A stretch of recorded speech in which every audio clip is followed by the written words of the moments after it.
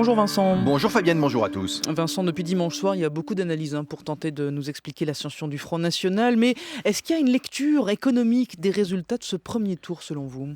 Vous savez bien Fabienne que je n'aime guère les explications trop déterministes, trop simplistes, surtout quand c'est une évidence. Il y a plusieurs causes entremêlées pour expliquer une situation forcément complexe. Mais sans tomber dans l'économisme et sa prétention de vouloir tout expliquer, il y a bien, oui, quelques facteurs économiques puissants dans la crise politique majeure que nous traversons et dont ce dimanche soir est une nouvelle et lassante illustration. Deux sondages publiés hier par deux instituts différents, Opinionway et Harris Interactive, disent la même chose. Interrogés sur les enjeux qui ont le compté le plus au moment de mettre leur bulletin dans l'urne, les Français ont répondu en premier lieu la situation économique et celle de l'emploi, près de 10 points devant les questions de sécurité malgré les attentats, près de 15 points devant la hausse des impôts et plus de 20 points devant la question de l'immigration. Même classement ou presque pour les 18-30 ans qui, quand ils ont voté, il faut rappeler que les 2 tiers d'entre eux se sont abstenus, et bien quand ils ont voté, les jeunes ont mis la question de l'emploi et de leur avenir professionnel en tête de leurs préoccupations. Ce qui n'est pas vraiment une surprise, si?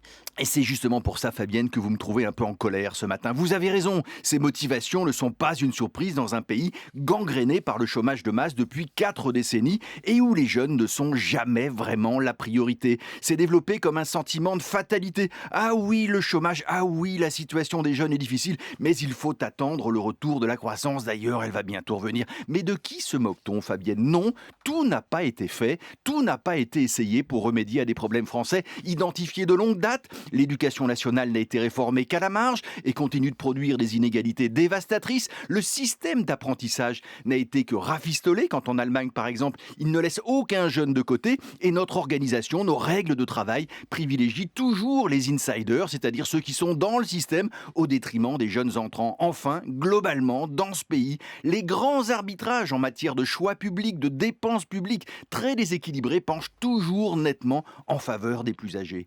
Alors d'autres pays, Vincent, affichent d'ailleurs de bien meilleures performances en matière d'emploi des jeunes, par Mais exemple. oui, il y a beaucoup de nos voisins font mieux, beaucoup mieux que nous, même en matière d'éducation et surtout d'emploi des jeunes. La France s'est occupée du traitement social du chômage, mais assez peu, tout compte fait, du traitement économique du chômage. Dans des systèmes et des univers différents, l'Allemagne ou la Grande-Bretagne ont expérimenté d'autres méthodes. Beaucoup chez nous vilipendent ces exemples sous prétexte, et c'est vrai, qu'ils ont aussi multiplié les petits boulots. Mais dans ces deux pays, tout vaut mieux que le chômage, parce qu'un emploi, même modeste, c'est déjà sortir de l'exclusion, c'est une vie sociale, des relations, surtout une possibilité d'en trouver un autre plus valorisant, plus rémunérateur, bref, de progresser. Ces exemples prouvent qu'il n'y a donc aucune fatalité en matière de chômage, à bon entendeur. Vincent Giret du journal Le Monde dans le décryptage Éco sur France Info.